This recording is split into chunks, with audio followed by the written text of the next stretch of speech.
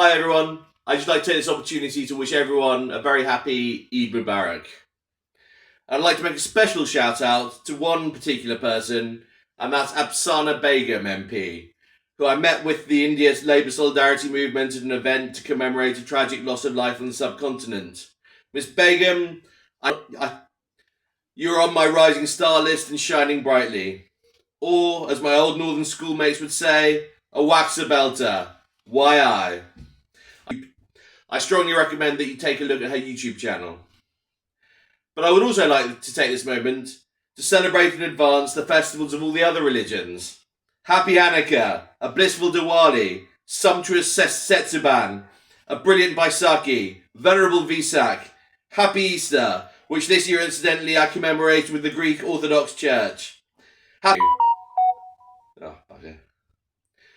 Happy heathens, atheists and agnostics, you are not forgotten, and we celebrate you too.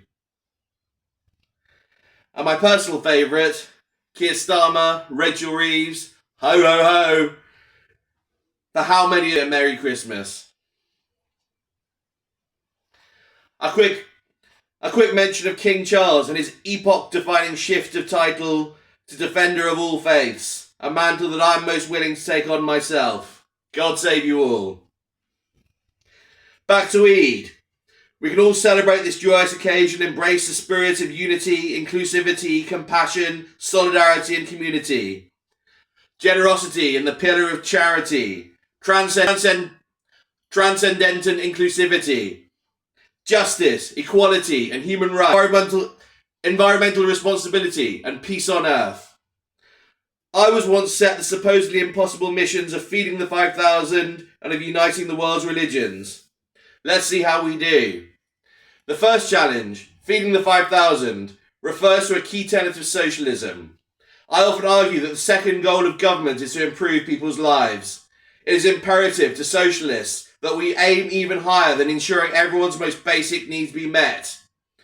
Air, water, food, shelter, warm homes, incomes, relationships, community, fulfillment, aspiration, hope, healthcare, education, self-esteem, freedoms, and protection from crime, violence, and abuse.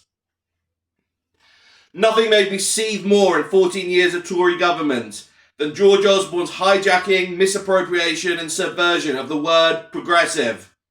Wealth, all the while as our country and our world went backwards, while billionaire wealth exploded. The same solution of uniting the world's religion, uniting our nation and moving the world forward come from our first principles and universal values.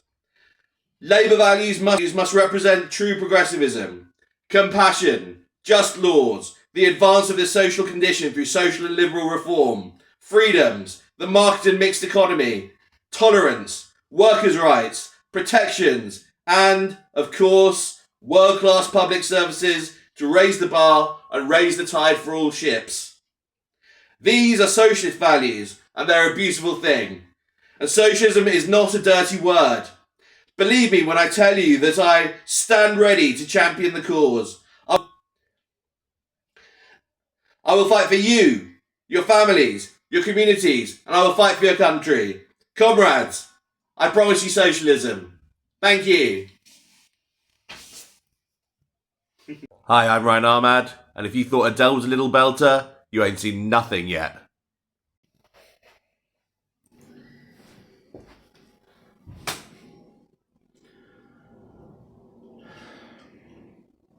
My name's Ryan Ahmad.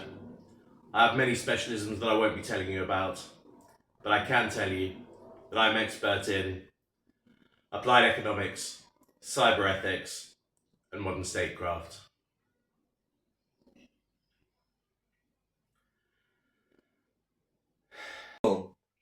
Today, I'm revealing that on the way to becoming Home Secretary and then Prime Minister, she personally assaulted me on four different occasions, 3 times along the lines of GBH. It has taken me 20 long and painful years to recover.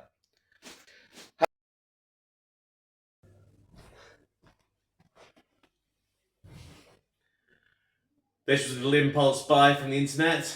It reads, I would rather stand with God and be judged by the world than stand with the world and be judged by God.